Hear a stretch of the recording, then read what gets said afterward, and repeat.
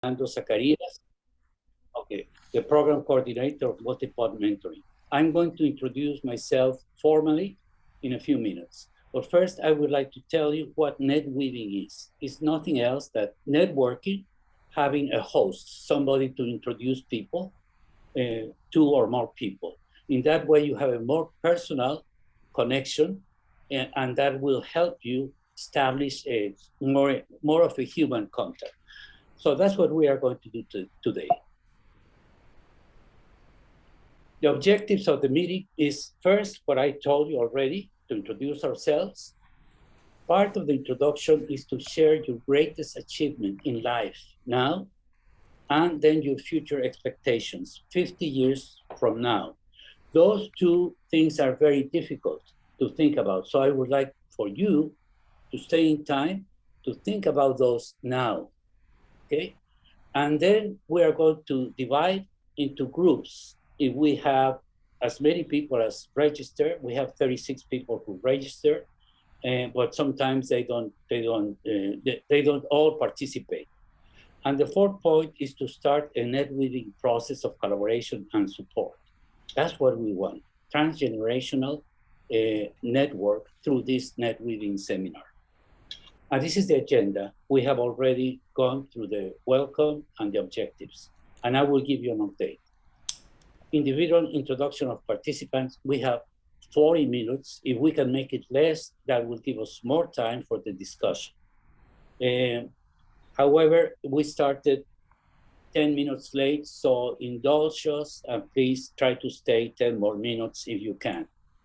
Discussion in groups takes about 15 minutes and maybe take less if you have somebody to facilitate the meeting immediately and you decide who's going to be the rapporteur, or if the coordinating person in the group is going to present very shortly just the issues, very punctual.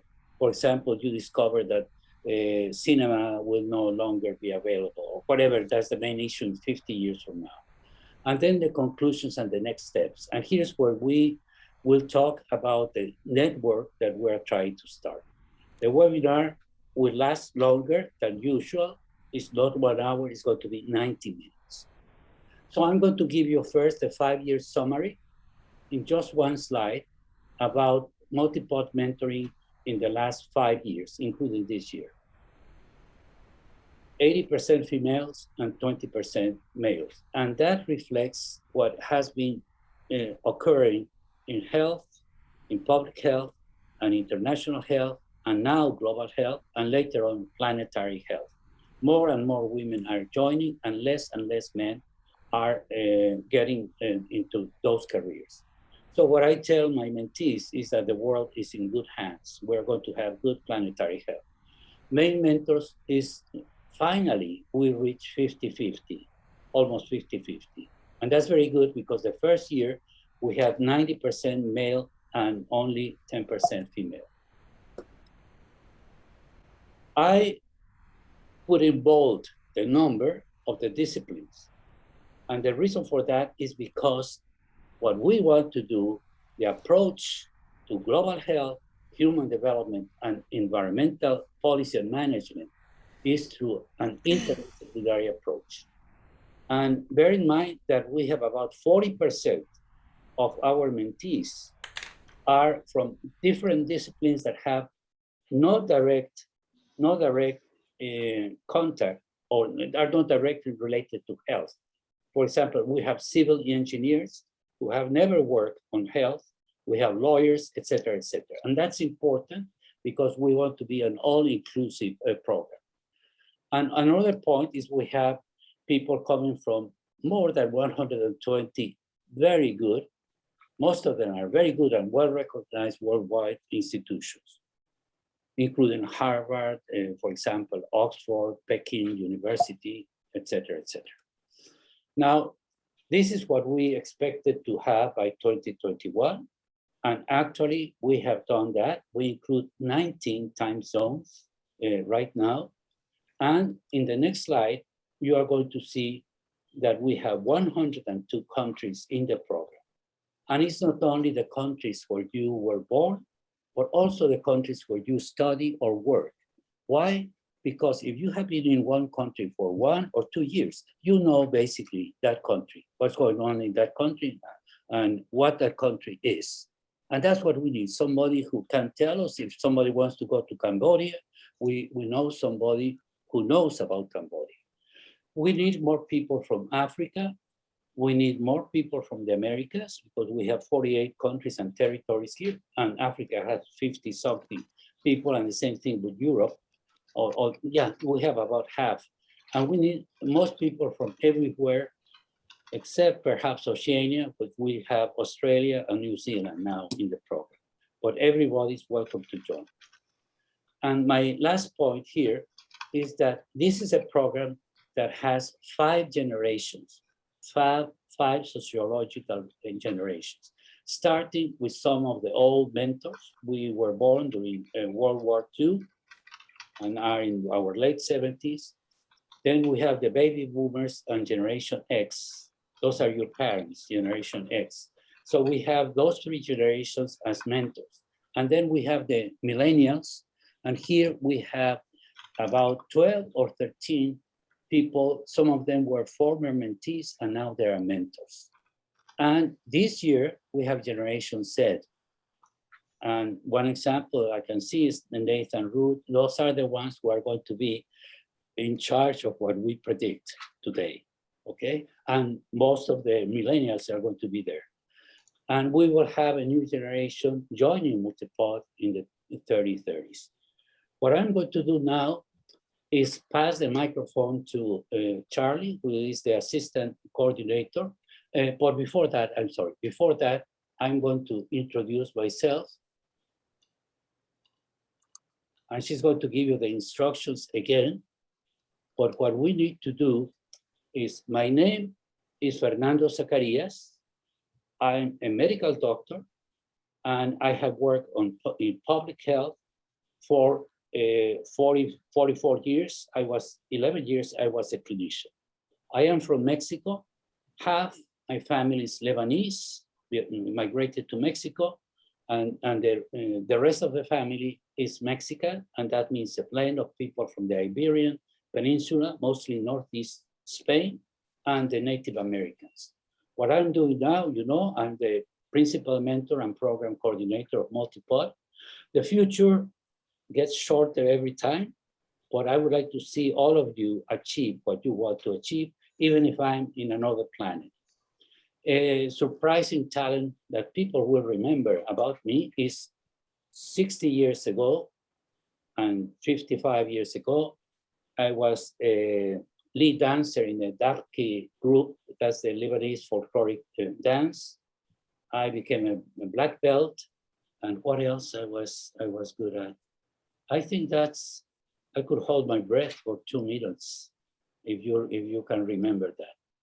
And my greatest achievement professionally is when I was in charge of the AIDS program. I was very proud that we could help start all the AIDS programs in the Americas, in Latin America and the Caribbean, in the 80s and the mid 90s. Okay, so I'm going to let Charlie take care of the introductions. Thank you, Fernando. So what I'm gonna do is also try to introduce myself in 1 minute, and then I will call names of our participants, and everyone will try to introduce themselves within 1 minute. Otherwise, I will call the next person. I'll cut you off, unfortunately. So yeah, Dizzy, can we go back to the first slide? So we have a to-do list while we... Yes, yeah. These are the names of the people who register for today, but always there's some difficulties, so we may end up with less people than what we plan. And these are the questions. Yeah, can you maximize the window, please? Yes, thank you. So I'll start. So my name is Charlie. I am the assistant coordinator of MultiPOD. My discipline, my education was in European Union politics and law, and my passion is in decolonization, health equity, gender equity. And I'm from China originally, and I am now in Egypt. I'm working remotely, for MultiPOD and other organizations. And what I see for the future is that I will be working for women's rights, gender equality, and global health. Surprising talent is that I didn't know how to swim. I recently learned how to swim in July, and now I'm learning how to dive. I think I'm good at overcoming my fears, meditating on my fears and overcoming them. My greatest achievement is that when I moved to the Netherlands when I was 17 and I moved around a lot, and now I'm in Egypt, everywhere I went, I managed to create communities, build communities, sometimes over 100 people, over 300 people. I like to connect people together to get to know each other, to help each other. So thank you. So I will now go to the list. I think it's easier if I just call names from the screen. So I'll start with Veronica. Would you like to introduce yourself to us? Sure, hello. So my name is Veronica Foubert. I studied international relations years ago, but I wanted to be a teacher, and so little by little I became a trainer and a learning expert. So I'm originally from Mexico with heritage part Lebanese, part French and Spanish, going backwards, and going forwards is Switzerland because my children are half Swiss and half Mexican. What I'm doing now, I'm working as a training and learning expert for an association here in Switzerland, a very local one for care of patients at home.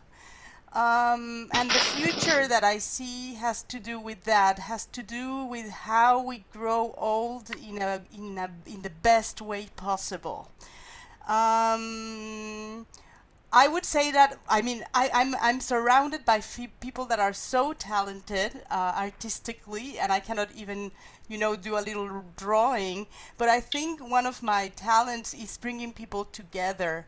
And in that sense, the achievement, even if I studied international relations, was always bringing to my work. I work for 14 years in humanitarian action. The importance of local expertise. So that's something I'm quite proud of, and bringing that into all the programs. So thank you. Thank you, Veronica. Nathan, would you like to go next? Yeah, sure. Can you all hear me okay? If so, feel free to give thumbs up. Thumbs ups, I love to see that. Okay, cool. Hi, everyone. My name's Nathan Rudy. I'm an economics student currently from the United States, born and raised. So right now I'm just finishing my undergraduate degree at Case Western Reserve University in Cleveland.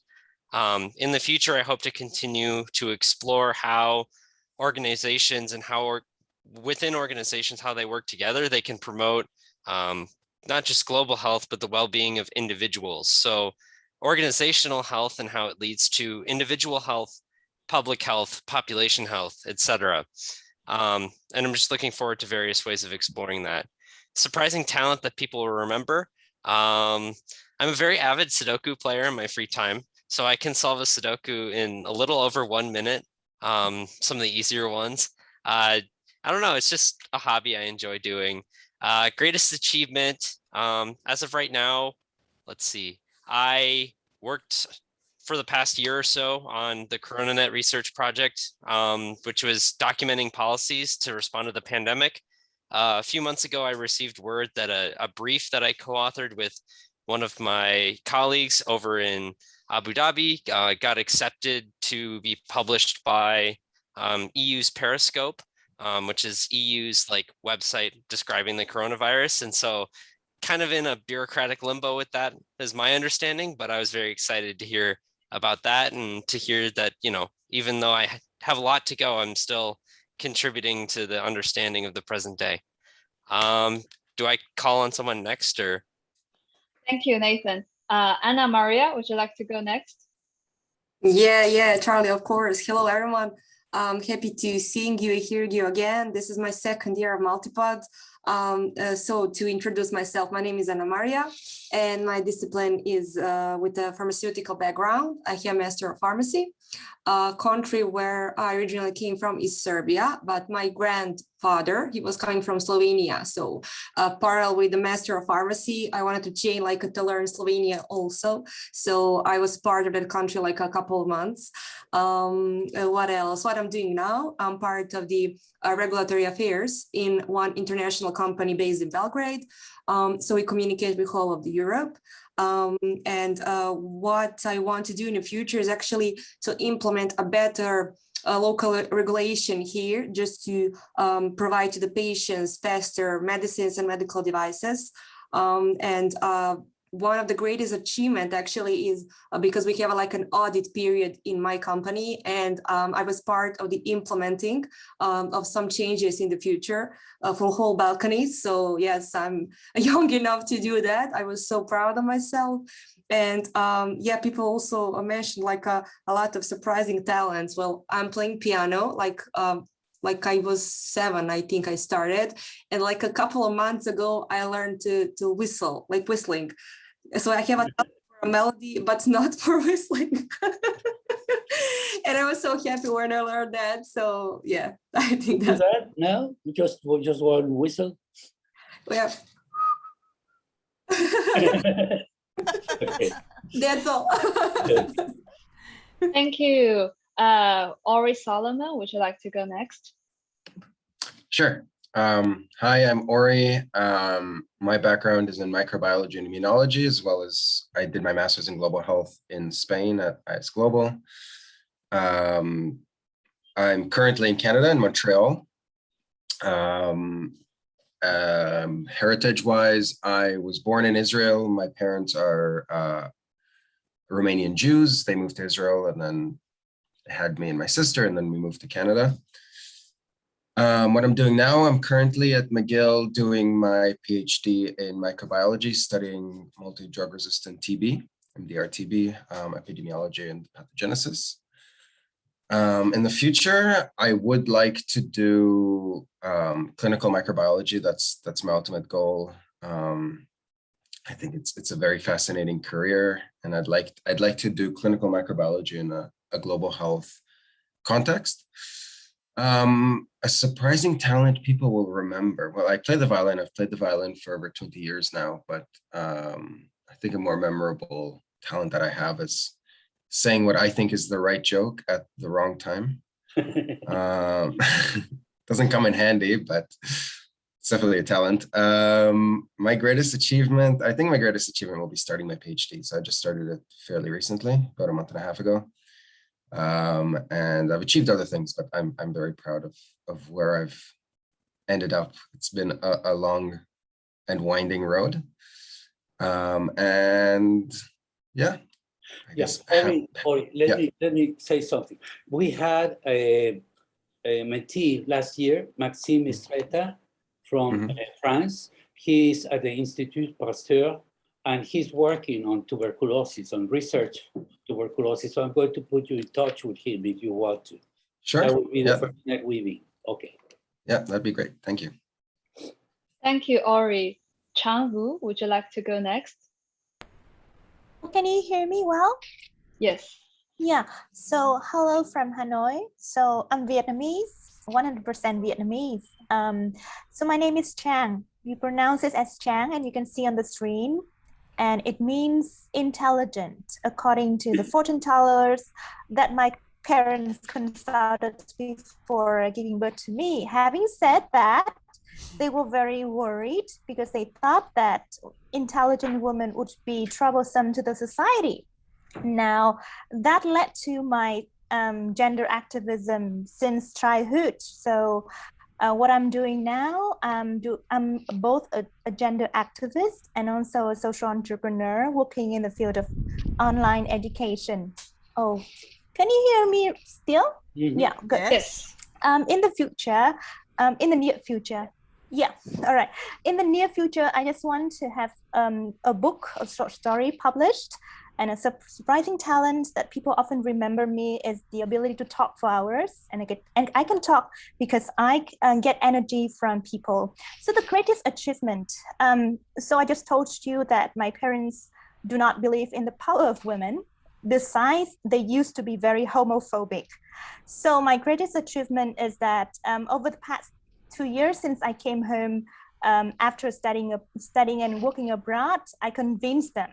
And now they are very, very supportive of the LGBT communities. And I always believe that activism should start at home. So I'm very proud of the fact that they are now more interested in learning about gender equality and gender diversity. Thanks, and nice to talk to you.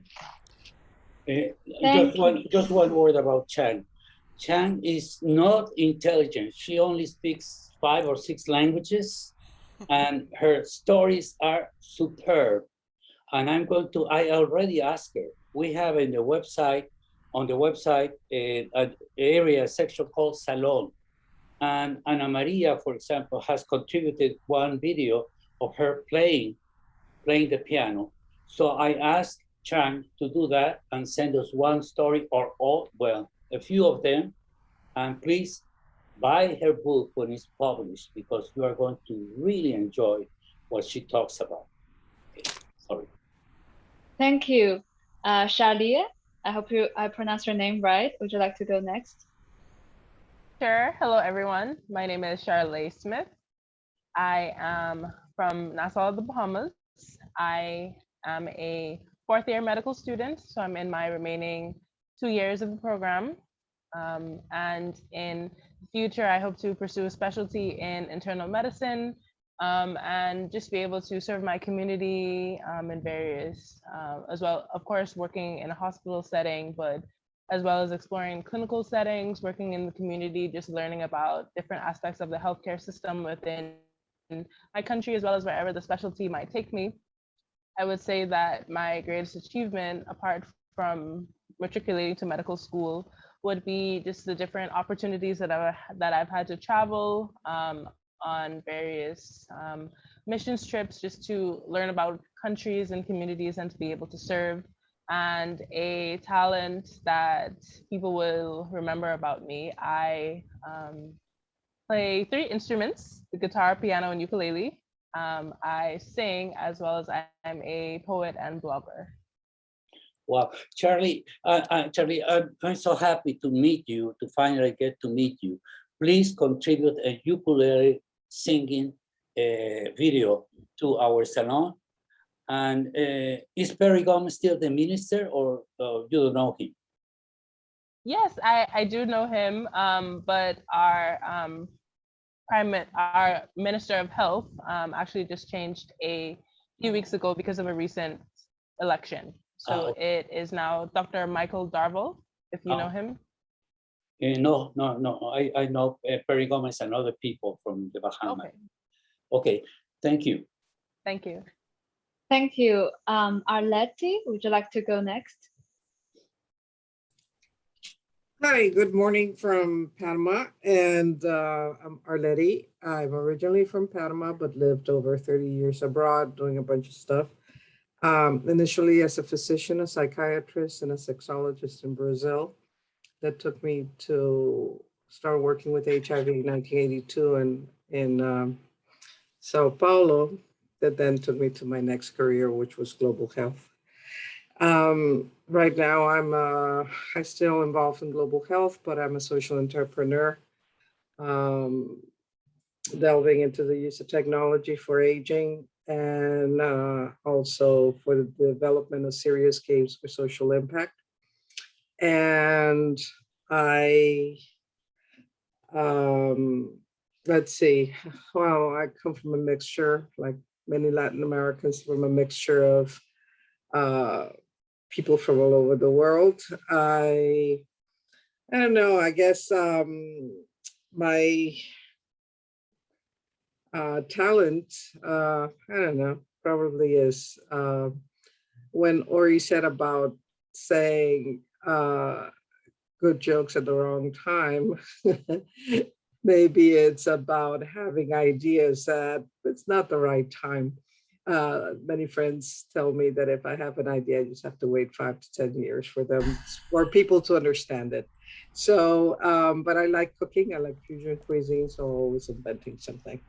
I knew Fernando and in the early days of HIV, and I guess that one of my greatest achievement was really having been able to follow a pandemic from its early starts when we didn't know what it was until completing it and major funding at the Global Fund, and going through all the stages from community-based work to mega politics, mega funding, mega whatever. So anyway, and I'm very happy. I think I've started MultiPOD. So I've had several mentees, and all of them teach me a lot. So I'm very happy about it. I'm glad that my two mentees are here today. And I thank Fernando for having put that mix together because they're splendid and complementary. Okay. Arleti is very modest.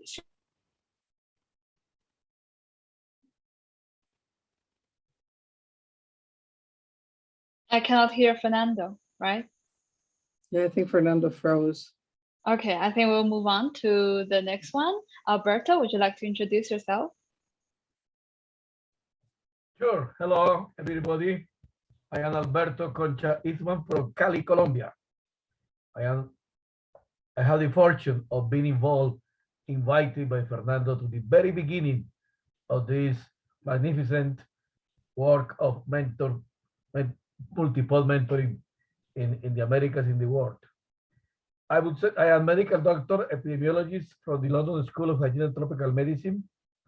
And when you asked about achievements, I was a little worried because I am 76, one of the oldest guys in this group, Fernando too. Of course, I'm not claiming to be the oldest, but I'm working with in talking about achievements. I would two different achievements in my life. One is when the cholera epidemic struck Colombia in 91, 92. I was the head of the cholera control in Colombia, and I managed, I can tell you, to save many lives. So that's one of my very important achievements. Later on, I changed my mind and I was involved in violence prevention for the Americas. I was advisor in PAHO WHO for the Americas on violence prevention. In that regard, my achievement was to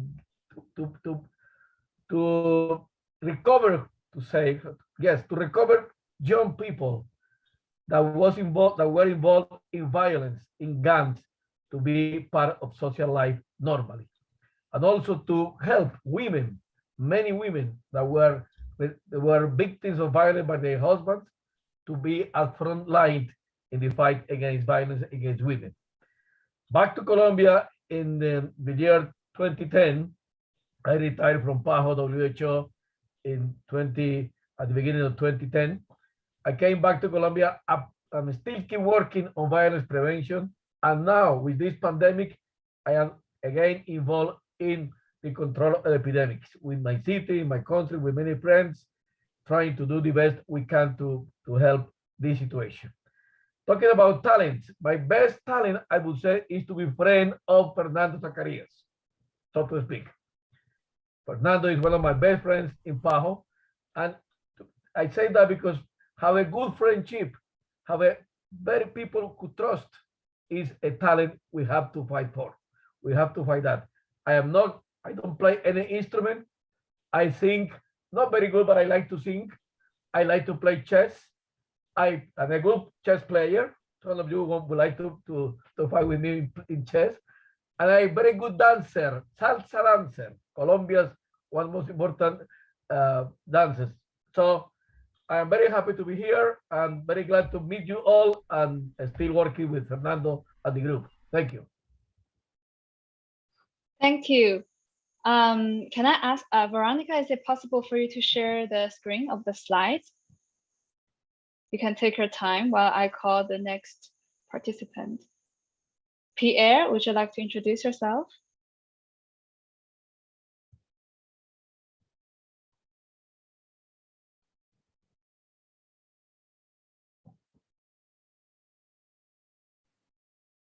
Okay, thank you.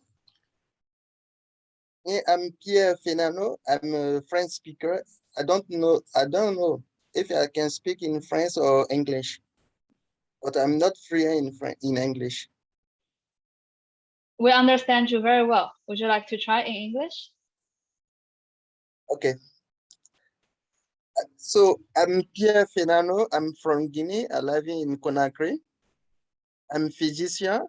Now I'm working as a focal point in influenza sentinel surveillance in National Institute of Public Health of Guinea. For my greatest achievement, I think about my participation in the Ebola emergency in DRC in 2019 and the influenza sentinel system establishment in Guinea. So I have anything to do to say thank you. Thank you very much. Raphael, would you like to go next?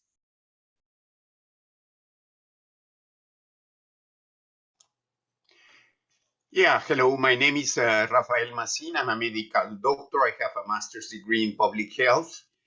I'm originally from Mexico. My ancestry is very mixed. I have multiple ethnicities in my background. I have Sephardic ancestry, Ashkenazi ancestry, Syrian, Iranian, Spaniard, Italian, and Native American too, like 25%. What are the other questions? Because we don't have that on the screen. Yeah. Name and discipline, country where you were born, heritage, what you're doing now, what do you see in your future, a surprising talent, and greatest achievement. Okay, I have already retired from the Pan American Health Organization after many years working there, always with the HIV program unit. The name changed during the time, but all the time in there, I had the big fortune of being a member of the team led by Fernando Zacarias. And it was a big thing for me, a big achievement to continue working with a team after Fernando Zacarias left, because things were not the same.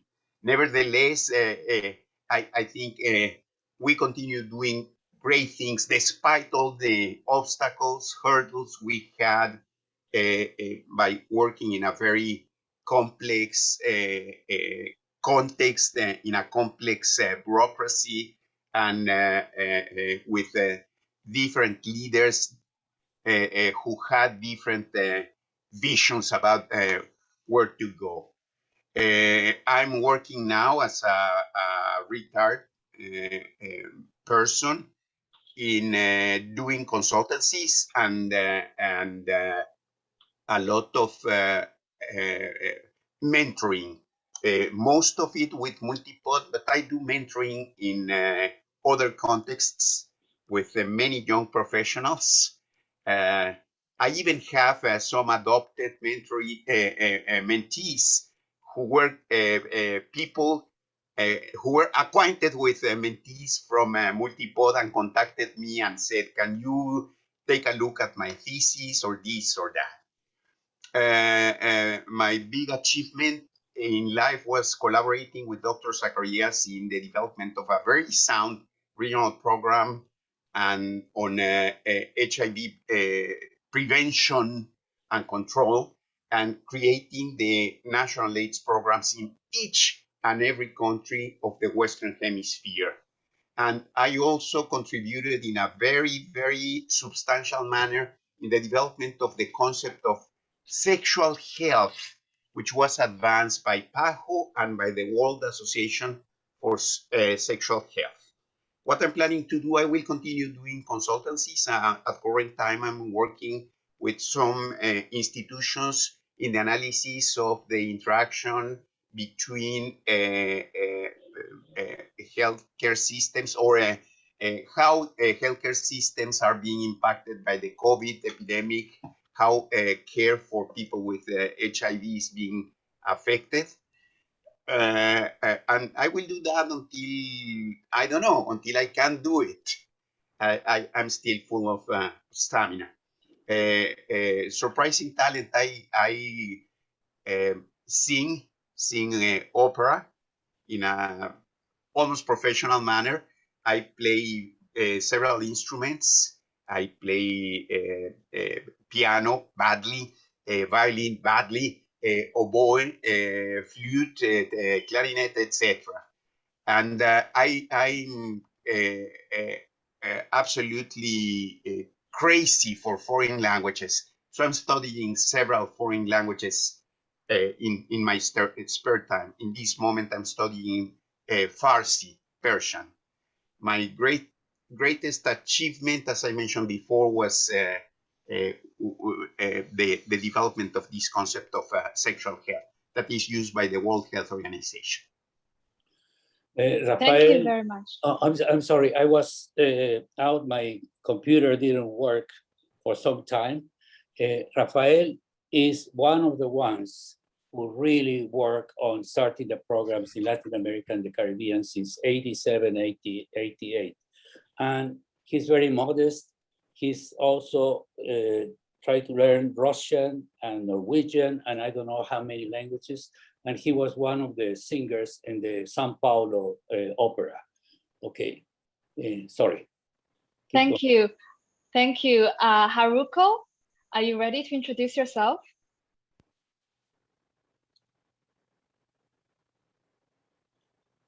Yes, can you hear me? Yes. Yes. Hello, everyone. Good evening from Tokyo. It's 10:48 p.m.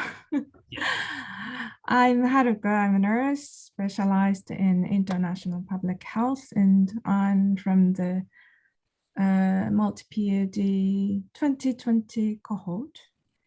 And where I'm from Japan, and I'm currently developing online educational contents for nurses in Japan, and I'm also preparing for an interview as I passed the second round of the JPO program in Japan this year. And change the screen. In the future, I'd like to become a specialist in the field of global health, who can support countries to strengthen their health systems through evidence generation and practice. Additionally, I'd love to become a mentor to the younger generation. And surprising talent. I'm very good at drawing, and especially Japanese anime characters for children. I developed that skill when I was working as a nurse in a pediatric department. And greatest achievement, I revitalized maternity classes in 5 health care facilities in Morocco, in the province of Morocco. And I believe that those maternity classes are supporting a lot of babies and their families. That's it. Haruko, we always have to apologize because she and the people from British Columbia and California are always the ones who are very early or very late at night. Thank you. And no worries. Thank you. Michelle, if that's your name, Kanda, would you like to introduce yourself? Yes, thank you. You listen me? I'm seeing myself. Yeah. Yeah, we can see you. Thank you. I'm Michelle Kanda. I'm a medical doctor. I'm from Democratic Republic of Congo, where I was born. I'm from about heritage. I'm from a tribute of warriors, if I can say. What I'm doing now. Right now, I'm doing a Master of Business Administration And the next, I think next week, I will begin a Master of Public Health. For my future, I'm seeing myself as a PhD, of course, a teacher in global health fields, especially surprising talents. I think as everybody here, I'm a musician. As most of most of us here, I'm a musician. I'm playing piano. I'm singer. I'm playing flutes, guitars, what else, and xylophone. So what was my greatest achievement? I get greatest. I can say one of my greatest achievements is I arranged the hymn of the university. Was one of my greatest achievements. Hymn of my university. It was 3 years ago. It's keep being playing right now. Wonderful. Michel, we Yes. have enough musicians in the program. I think we should start an orchestra, an international orchestra with all of you. And Yeah. perhaps we should do that as a part of the Netweaving. Okay. Yeah, it's the good idea. I think I will be a part of this. Okay. That's a great idea. Thank you. I would like to call Urani. Are you ready to introduce yourself? Yes. Hi, everybody. My name is Urani Sandoval. I'm from Barranquilla, Colombia. I had the opportunity to be a mentee with Fernando, and now I have a switch role, that is to have a mentee, and it's a great opportunity also for me to learn. I study international relations in Colombia. And then when I came to United States, I live in Washington, D.C. I did a master's degree in business administration. And my heritage is, well, my mom is from a different city in Colombia. She's from Bucaramanga, and my dad is from Barranquilla. And I know also that I have family from Spain. What I'm doing now, I have a consultancy at Pan American Health Organization in planning and budgeting. This is my expertise, but my passion is social entrepreneurship. I'm a social entrepreneur, and I create a nonprofit called Women Palante, where we provide entrepreneurial and wellness education to Latina moms and children. And I connect also that as a great achievement because it's my passion, and I'm very happy doing that. As future, I would like to change that public health consultancy for business consultancy, because this is the one that I really like most, and also to have an established non-profit and surprising talent. My city is well recognized for the carnival, for happiness, and also dancing. And everyone expects that I dance cumbia, merengue, but I also love dancing tango. This one I learned here in the world band. And yeah, I love that.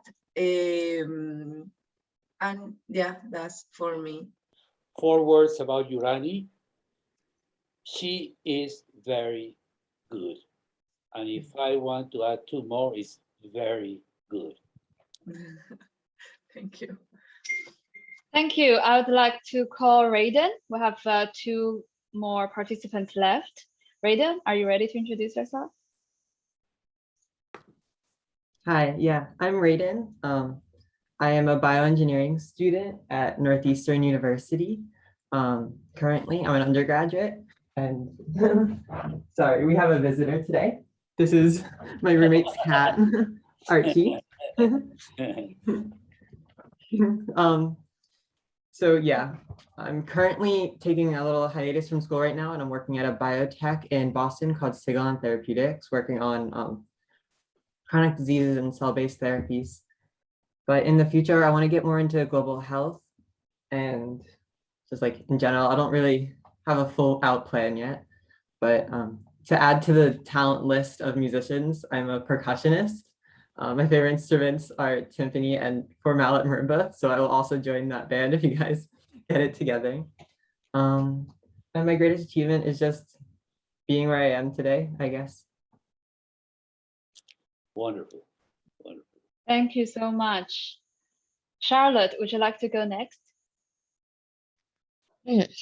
Yes, thank you everyone for being here today, and I would be so grateful to meeting you. And my name is Charlotte. My real name is Shen Lu. It's the same as a city in China where I'm from, where there are lots of delicious food. But many people cannot read my name correctly, so I used my name Charlotte for their convenience. Right now, I'm writing my master's thesis. Oh, I forgot to introduce my education. I'm a master's student at Lund University in Sweden, studying public health. This is my second year, so I'm writing a thesis under the supervision of the WHO on mental health. I am also working part-timely in the World Hearing Health Promotion Work Group, World Hearing Forum. So in the future, I would like to work, devote myself into health field. And one thing special about me is that I am actually from a business and economical background. And I changed my career because I want to make a change, like bring more attention to people with disabilities. And it cannot be just solved by making more money. My surprising talent, well, I have many surprising talents. It depends on what aspect you want to know. Well, Fernando said that I'm a mysterious person, so that's probably why I didn't turn on my camera today. Well, I am good at training, and my personal experience has given me much empathy to people who is like in need of help and who doesn't have effective communication. So I have a talent in training people how to communicate more effectively and efficiently. And I'm good at using like food, which is typical in my country. People will always talk about food. And I'm good at using food as an inspiration to evoke a deep thinking of my students. And also I am good at public speaking and planting flowers. Yes, I like doing things with my hand. My greatest achievement now, I guess, is to, I mean, I have changed a lot over the 1 year stay in Sweden. I think I have a growth mindset, and I'm good at making what I went through, either bad or good, into the motivation to help others and to bring change to many more people's life. That's basically about me, and I'm so happy to know you here today. Thank you.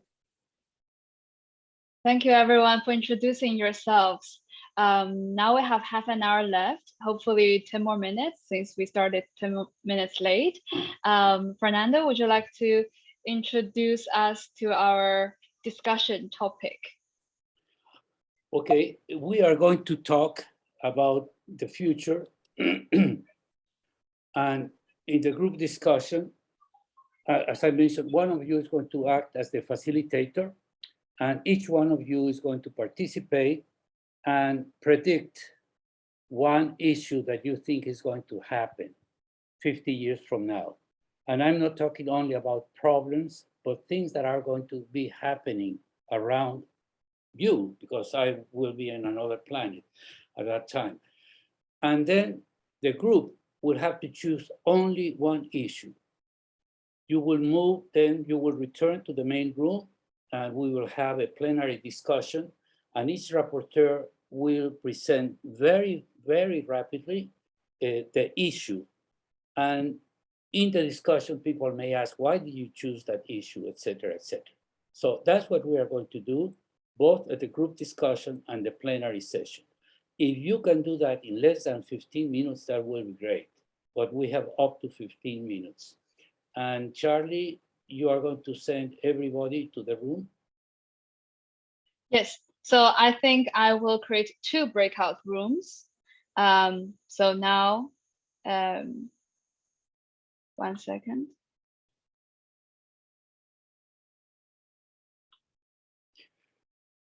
And I'll assign people. I have a surprise for, well, not a surprise, but we did a similar exercise in 2019. And during the discussion or afterwards, I'm going to present you the results of that survey of 107 people from all around the world.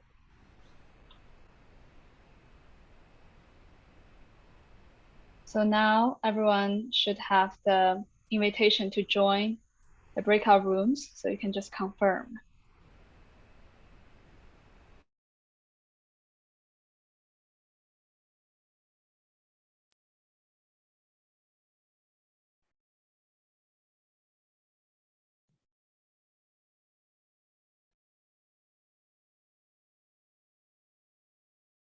I see Fernando, Pierre, Rafael. You haven't joined, so I think you can just confirm. Charlie, can you send me, because I think we have Rafael, you probably, Rafael and Alberto, and I don't know who else. So I know them for a long time. So I don't know who is in the other groups, in the other group. It's assigned by their first letter. And Rafael just texted that he has to leave because he has an appointment. So thank you for joining today. Thank you. Bye-bye. See you soon.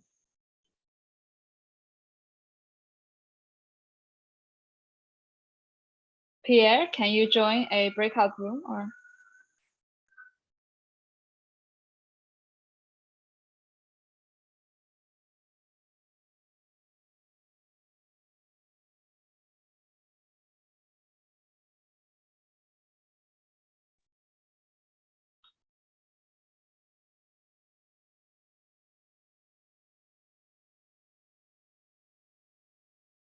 Hi, everyone. Welcome to the main room. Now I would like to ask a representative from room 1 to tell us how did the discussion went, and maybe we need another person if the first person misses out on something. So room 1, it's the room with Fernando, with Charlia, Alberto, and also Zoom randomly assigned people to breakout rooms. So I didn't like take into consideration of age or gender, generation. So apologies. Okay, hello again, everyone. As I said before, my name is Charlie Smith, and I'll just speak briefly on what we discussed in breakout room 1. So the primary issue that came up was just the reality of an aging population, aging global population. And some of the things we considered were what does access to healthcare look like as the population ages? Some of the points that were raised were equity in the sense of do people have access to transportation in order to seek healthcare? Another thing that came up was what are people's values and belief systems related to healthcare, in the sense that as you age, as you get older and more mature, more experienced, you are exposed to different lifestyles, and there are varied lifestyles. So how are we accommodating individuals so that their lifestyles can still be respected and they can still get access to healthcare and they can still get the healthcare that they need? As well as another issue that came up was just the reality of climate change and pollution and how this affects an aging population, which I would say, as you age, you become more vulnerable and you become more susceptible to various healthcare issues and illnesses. So as it relates to pollution and climate change, what are we doing to protect and promote and preserve health in an aging population? And just what does the healthcare infrastructure look like to ensure that we're not overlooking said individuals? Thank you, Charlie. Is there anything to add from anyone from room 1? Fernando, I will unmute you. Ask to unmute. You have to unmute yourself.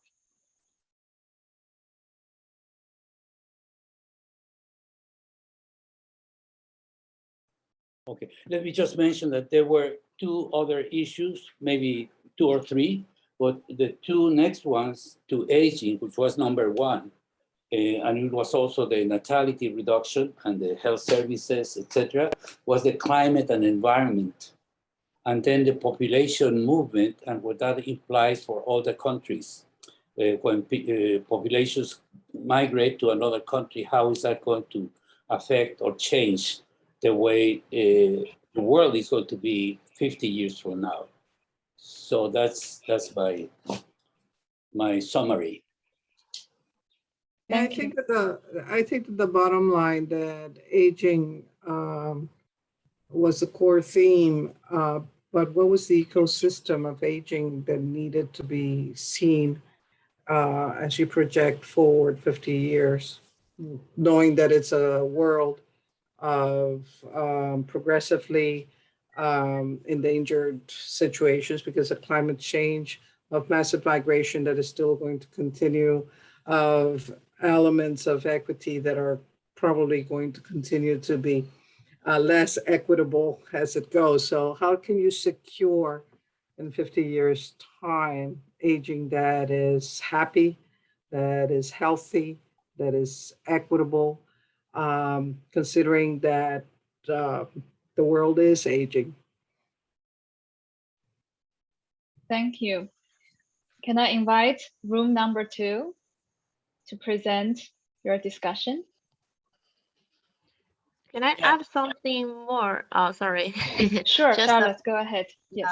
This is a short comment. I mean, it just came to me that about the population. Now, the majority of the population worldwide is Asian, Chinese, and Indian.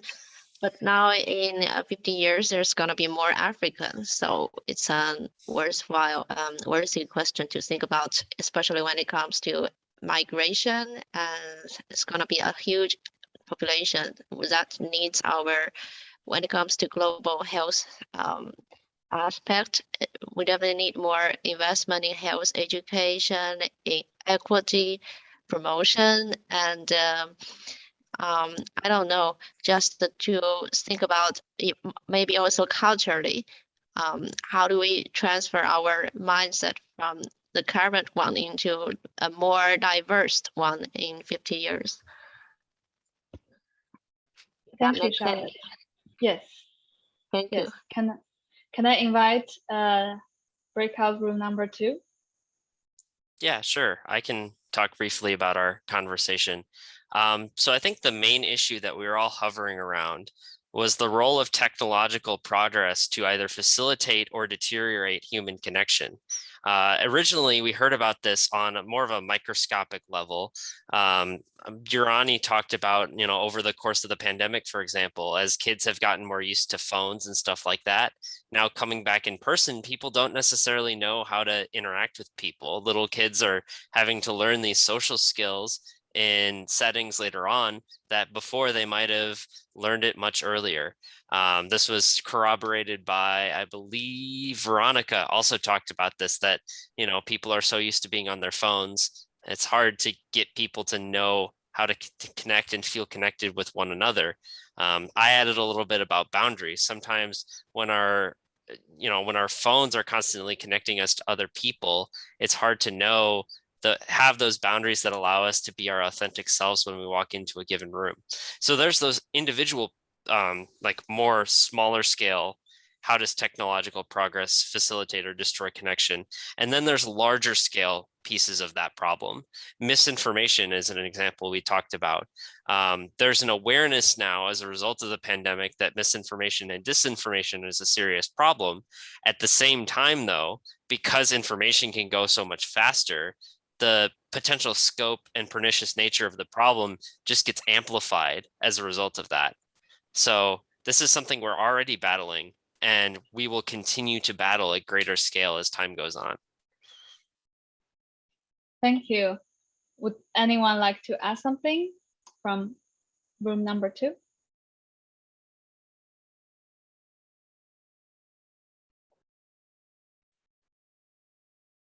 Then I guess we can also open the floor to everyone to engage in this discussion.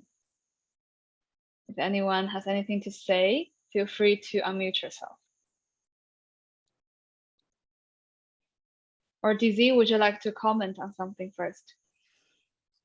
Well, one thing, it's great. It's great because you came up with some issues that were not mentioned by the previous group on Thursday. But the previous group mentioned something that was very interesting, the political changes at the world level.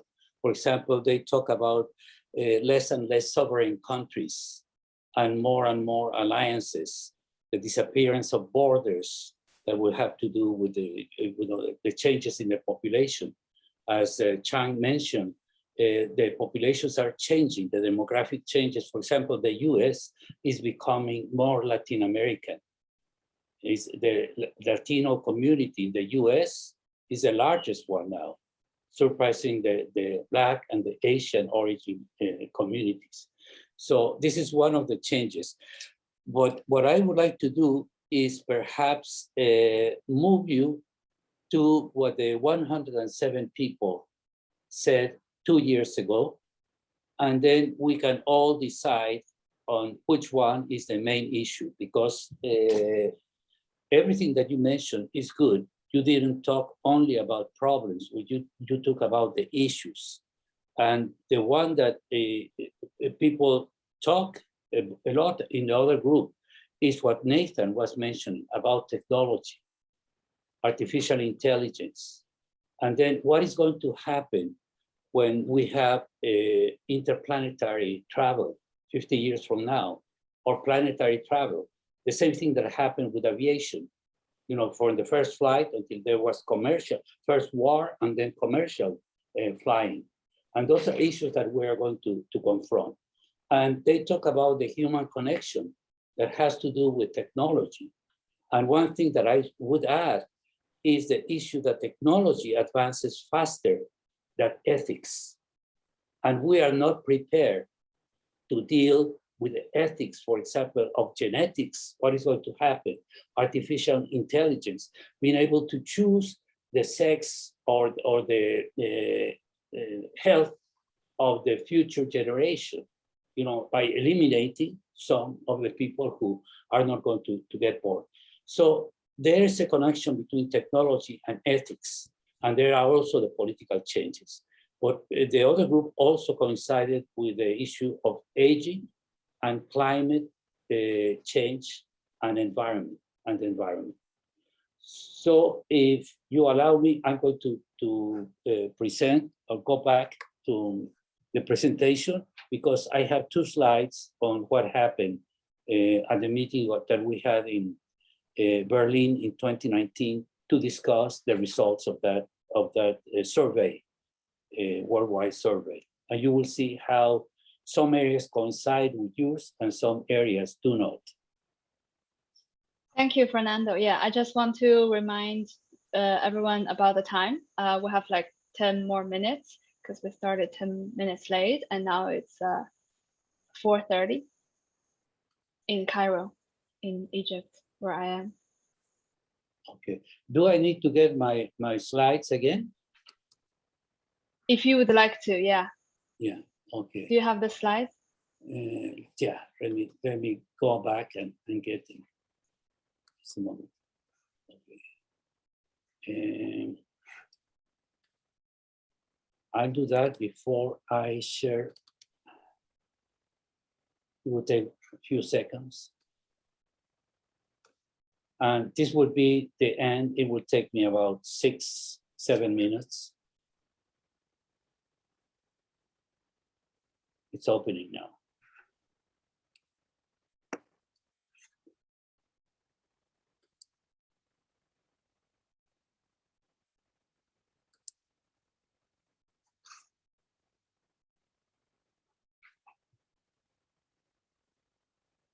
And I will cover now the results of that, and then point 4, which is the conclusions and what I suggest that we do next.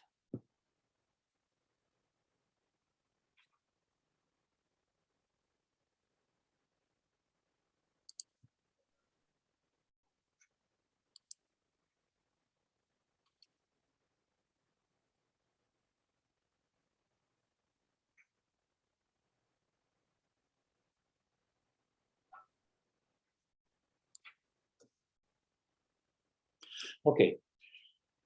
We had the opportunity to go to the World Health Summit in Berlin in 2019. And here you can see our Charlie is here.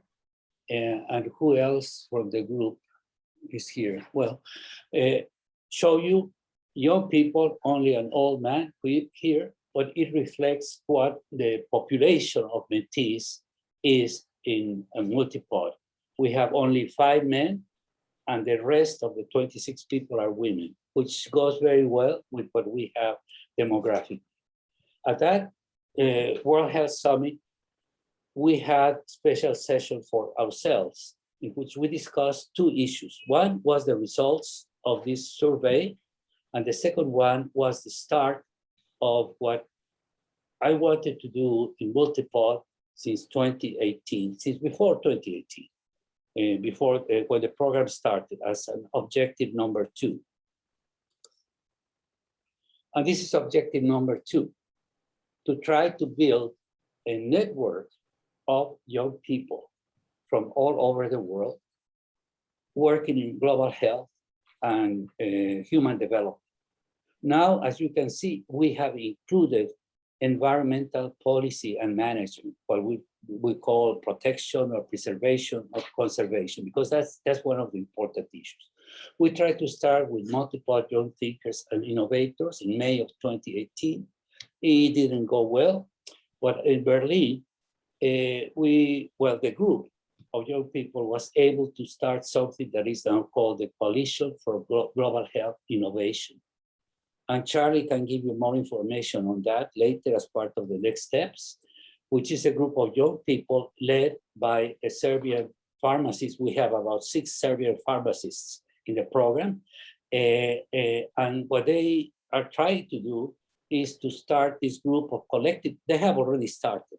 And Charlie is the secretary of that group, in addition to 100 things that she has to do. So this is one of the ideas.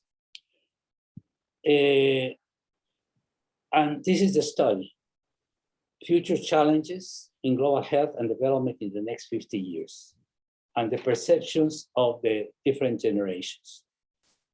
First, by region, and since there were 107, you see how many participants were from each region. We had a bias or more weight from the Americas. Afro, which is the African region, the Middle East had about 6%, Europe had almost 30%, and the Western Pacific and Asia had almost 30%. But these are the issues that were identified. All of them look at problems, not at the issues. But Africa is the only one who ranked first health, equity, and poverty. And the group also mentioned the issue of equity and the gap between the rich and the poor, which is growing right now and maybe continue like that. But the rest of the regions put climate crisis and environmental health. Then there were some differences between the regions because climate crisis was in second place with the non-communicable diseases for Africa. Second and third were merged. And in the Middle East was equity and non-communicable diseases for Europe, and resource security and antimicrobial resistance. And as would be expected, in Anglo, we were concerned about universal health coverage, access to services, availability, and quality of services. And the Western Pacific talk about emerging diseases and pandemics, because they are the first one who experience that, the influenza and the SARS and everything else that we have.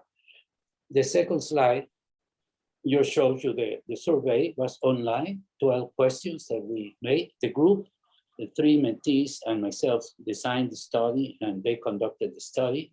These 42 countries participated and they divided them into a young generation with less than 10 years of career experience, and then the senior professionals with 10 and more. And there was a very good balance between the sexes. And here you can see the differences. They didn't do a statistical analysis and they didn't publish the study yet, but you can see that the young generation was more worried about climate change, and the old generation more about technology. And the other ones, they coincided. Now, we also investigated in that research what were the main obstacles to overcome. And it was political will, one of them.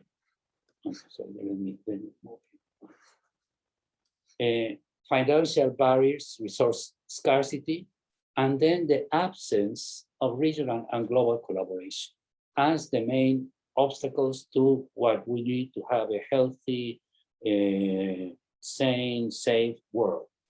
And the resources needed or the interventions have to do with collaboration, and then the interdisciplinarity, knowledge and skills, and the communication skills. What was mentioned was all of you, both at the personal level, interpersonal level, and in a society.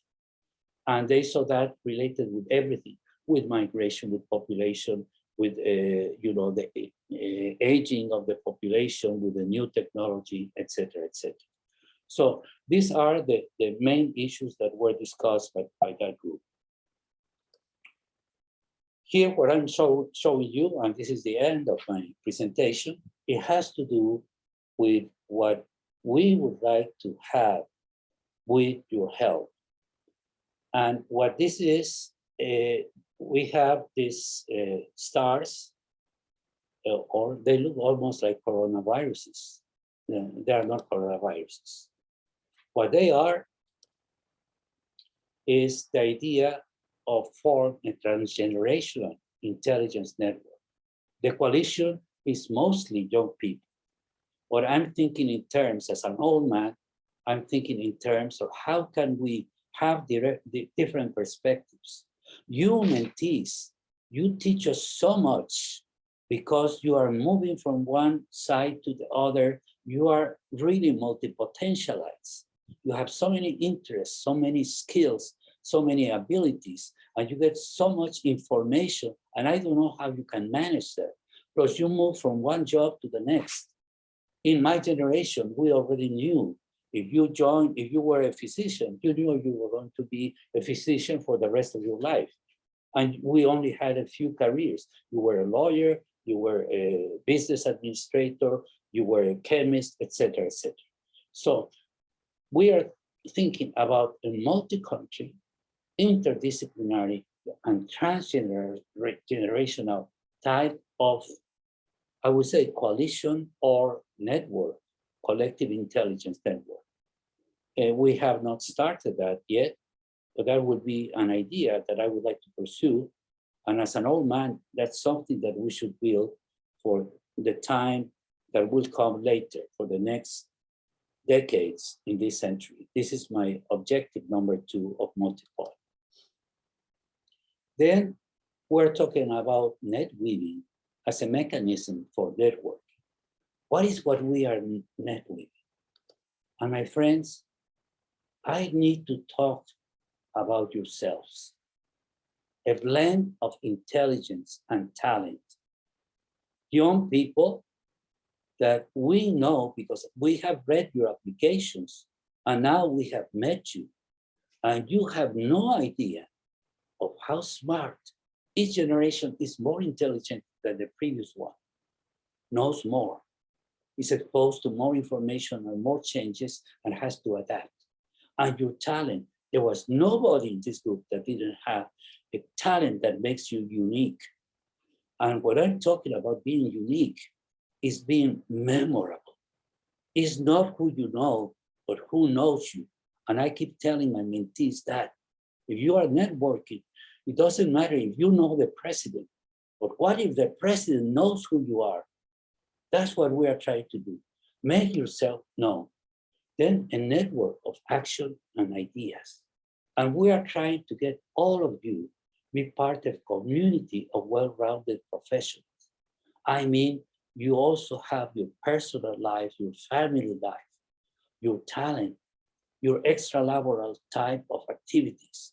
And all of that makes you what you are. And this is what we want to build. And finally, a tapestry of disciplines, of countries and generations. This is what we are trying to achieve.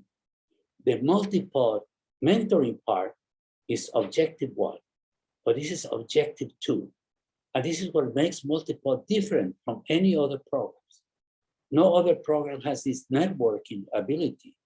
We distribute the profiles of everybody to everybody because we want you to meet more people.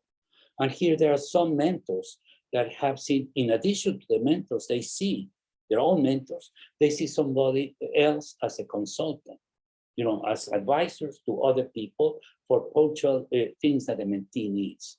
So this is what we're thinking about. So this is the tapestry that we are trying to build. And we expect that we are going to continue with this activity. The conclusions of the next steps that I would like to propose to all of you are, of course, try to start this kind of movement, this kind of idea. And we are going to share the addresses, the email addresses of all of you.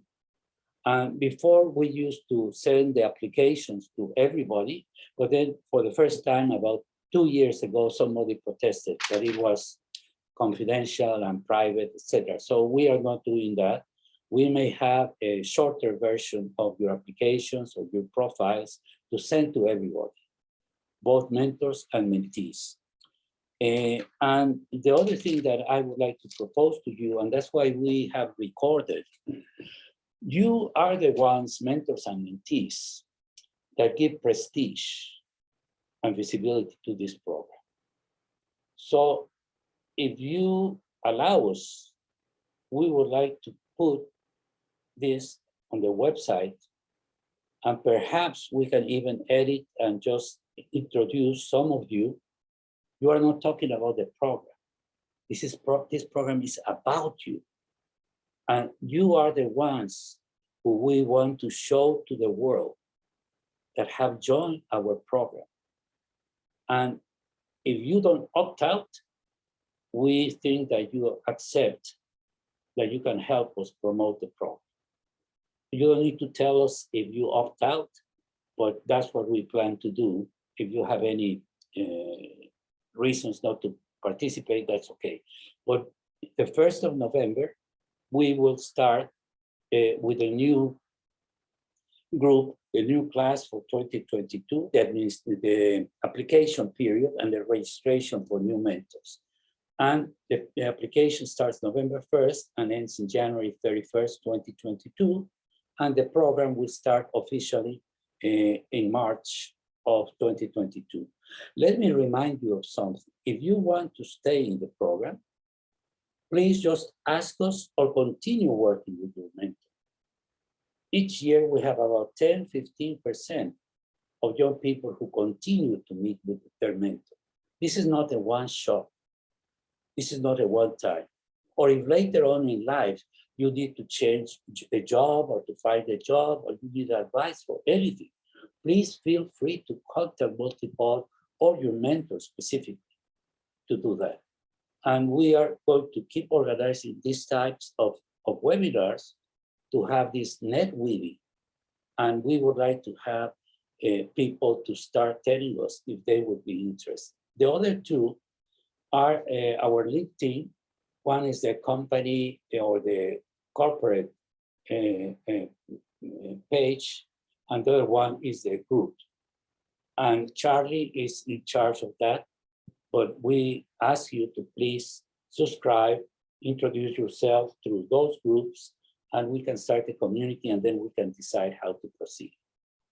I don't know if there are any other comments, Charlie or anybody else. If there are not more comments, I stop for 5 seconds and see if somebody can want to say something. Otherwise, I will say thank you to everybody. But first, tell me if somebody wants to make a comment.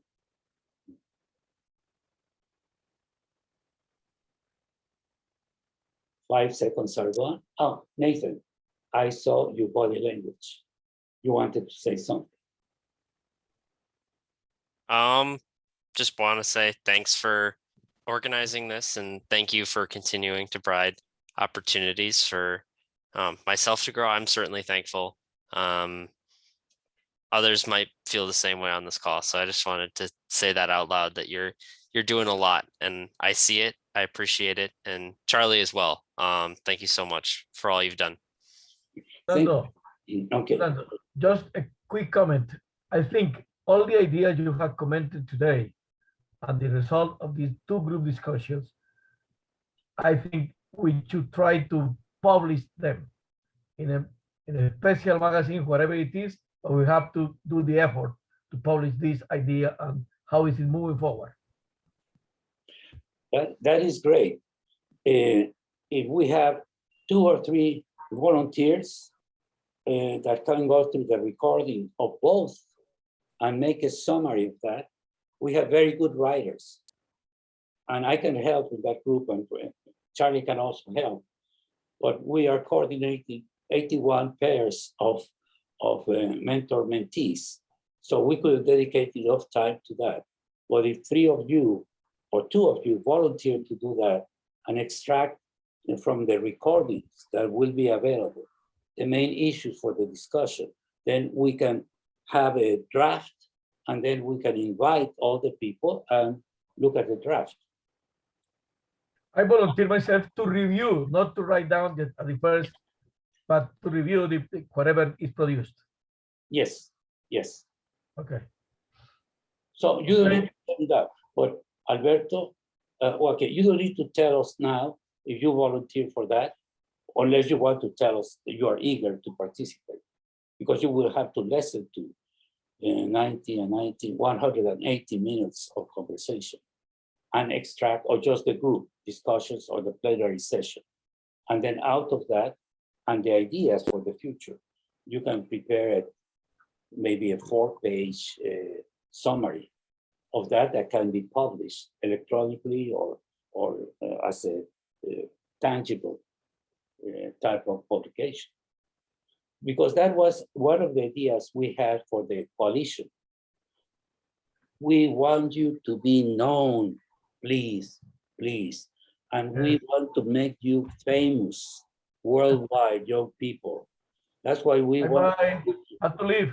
Okay, we want to put you on the website so that everybody can see who you are, and also in the salon so they can see your talents. Okay, thank you very much, everybody. I think it was a very good meeting, at least for us, and it's a pleasure to having met all of you again and all of you from the first time. And that's why we insist that you do your mentoring via video conference, because body language is very important. And Arleti can tell you that because she's a psychiatrist. Okay, thank you very much. And Bye-bye. Thank you very Bye-bye. much. Bye. Bye-bye. Have a good weekend all. Okay.